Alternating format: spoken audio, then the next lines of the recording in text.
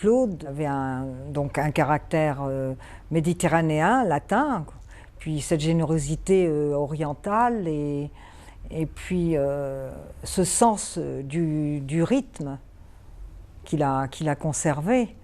Un souvenir que je garde et qui m'a toujours marqué, j'adorais l'écouter jouer du violon et on entendait des chansons françaises à la radio qui étaient toutes nouvelles et je lui demandais de me les jouer. Et c'était extraordinaire parce que c'est sans partition, il les entendait une ou deux fois et il me les jouait mais divinement au violon. Mais il me prévenait, surtout ne chante pas parce que tu chantes faux. Et ça m'avait amusé, il avait, je sais pas, 7-8 ans. Maman, c'était extraordinaire parce que c'était la seule qui était persuadée de la réussite de Claude. Et je vais vous dire pourquoi. Parce qu'elle consultait beaucoup de voyantes. Et un jour, l'une d'elles lui a dit, vous savez, votre fils sera célèbre. Son nom paraîtra en grandes lettres lumineuses. Il n'en fallait pas plus à maman. Donc pour elle, Claude réussira. Mon frère avait de bons rapports avec ma mère. C'est vrai que parfois il se chamaillait un petit peu parce que maman avait le vice du jeu et ça le rendait un peu, un peu fou de la voir jouer comme ça, mais sans ce petit défaut, je pense qu'il adorait sa mère. Il était très taquin, il adorait la taquiner et ma mère était ravie. Ils riaient comme des fous, comme deux grands enfants tous les deux. Et un jour ils ont été au marché de Beau-Soleil et c'est la première fois qu'on avait vu des artichauts bretons qui sont gros et ronds. C'est vrai qu'en Égypte, ils sont tout petits, ça n'a rien à voir. Et on a demandé, c'est quoi? On nous a dit, mais c'est des artichauts. Alors il a pris un artichaut dans la main, il l'a posé comme ça à côté du visage de maman, et il lui a dit, regarde maman, il est comme toi cet artichaut, mais en arabe, rachofa. Et de rachofa, qui veut dire artichaut, il lui a donné le diminutif de choufa. Et quand on est rentré, mon père n'avait pas du tout apprécié la chose. Il lui a dit, tu verras qu'un jour, en laissant plaisanter comme ça ton fils, c'est un prénom qui te restera à vie. Sans savoir que peut-être la France, la Belgique et la Suisse l'appelaient souvent choufa. Mon frère était farceur. À la plage, il adorait, quand il plongeait, il allait très très profond parce qu'il avait beaucoup de souffle. Et ça fait qu'il venait vers nous, mais on ne le voyait pas arriver. Il n'arrivait pas surprise et il nous tirait par les jambes. Et on hurlait de frayeur parce qu'il faut savoir que souvent des baignades étaient interdites parce que les requins rentraient dans le canal de Suez par la mer Rouge. Alors quand il faisait ce genre de farce, on était effrayés, on lui en voulait à mort. J'expliquerai cette revanche dans sa carrière. D'abord, avec les revers de la situation de mon père, il faut réaliser que notre situation n'était plus ce qu'elle était.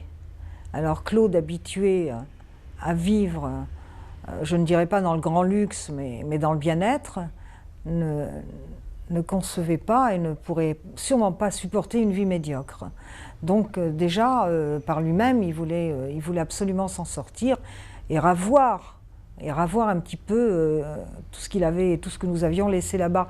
C'est pour ça que j'ai donné comme titre à mon bouquin l'histoire d'une revanche, parce qu'il en a fait une revanche de cette vie. C'est comme ça que je l'ai vu. Ses racines, une influence sur sa carrière et sur sa vie, je pense qu'il a dû, malgré lui,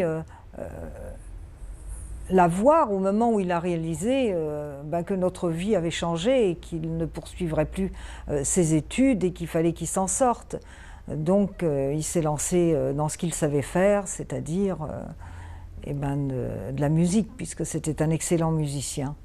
Et peut-être que plein de choses lui ont servi, rien que les rythmes de ces pays orientaux qu'il devait entendre comme ça malgré lui, avec une oreille très musicienne comme il l'avait, donc il a dû s'en imprégner forcément. Puis il s'amusait aussi, parce que dès tout petit, maman lui achetait ces petites qu'on appelait là-bas tarabuka, c'était comme des petites tumbas, si vous voulez. Et souvent il s'amusait à jouer comme ça des rythmes sur ces petits tambours. Enfin, j'ai eu une influence, je dirais que c'est plutôt mon petit ami à l'époque, Jerry Van Rooyen, était trompettiste dans l'orchestre d'Aimé Barelli. Ensuite, il a signé un contrat en tant qu'arrangeur pour Fontana, qui était une filiale de Philips. Et quand on est arrivé à Paris, là, il a insisté absolument auprès de Claude pour qu'il plaque tout à Monte-Carlo, qu'il vienne s'installer à Paris. Et Claude a fini par céder et un beau jour il est arrivé. Et là il lui a présenté monsieur Jean-Jacques Tilquet qui était directeur artistique.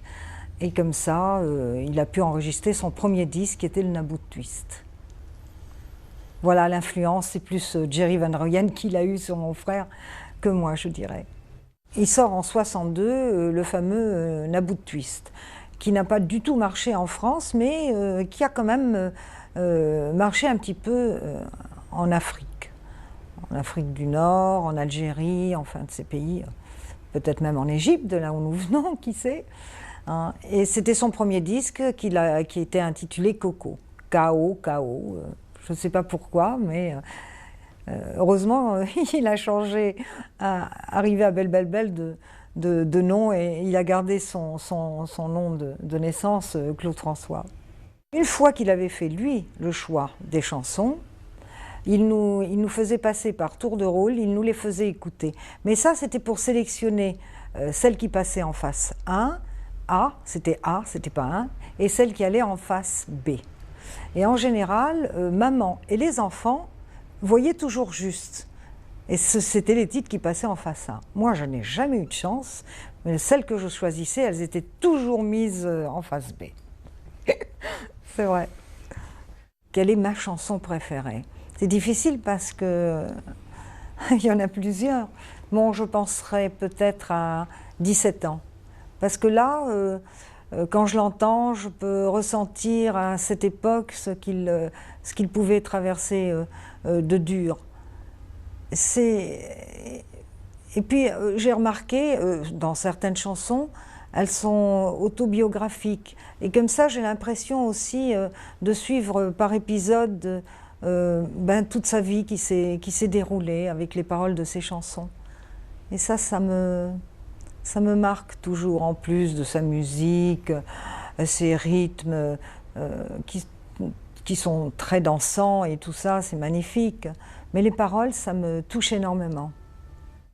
Le regard qu'il portait sur ses enfants, ses neveux, enfin les enfants en général, bon, ses enfants c'est normal, c'est sa continuité. Sur les enfants, il adorait l'innocence des enfants, mais les tout petits, parce que vous voyez déjà à la fin, à l'âge de Stéphanie, Claude et Marc, ils étaient déjà trop vieux, trop adultes, trop malins. Il préfère parler avec le petit Laurent qui n'avait que 4 ans, c'était encore cette innocence chez l'enfant qu'il adorait.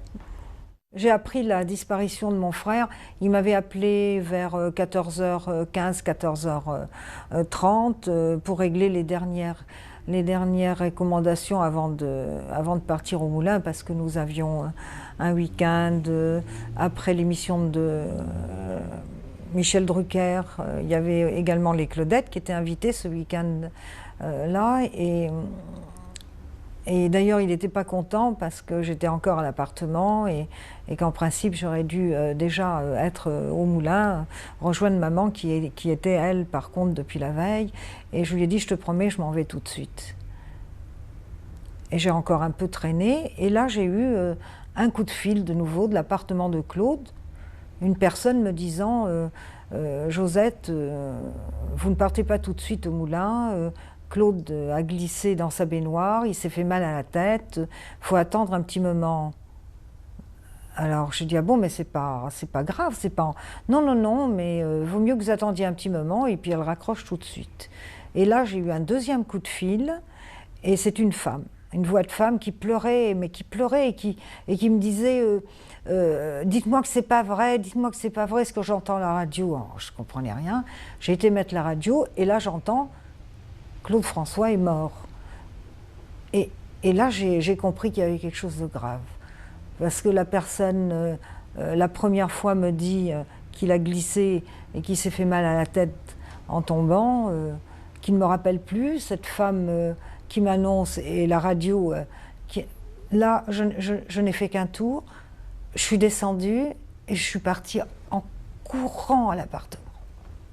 Je pense que mon frère, oui, c'est sûr qu'il a été, si vous voulez, gâté par le destin, mais je ne crois pas qu'il a vécu très très heureux. Claude était quelqu'un de très angoissé. Il avait toujours peur de ne plus avoir de succès. Je ne sais pas s'il a vraiment été heureux.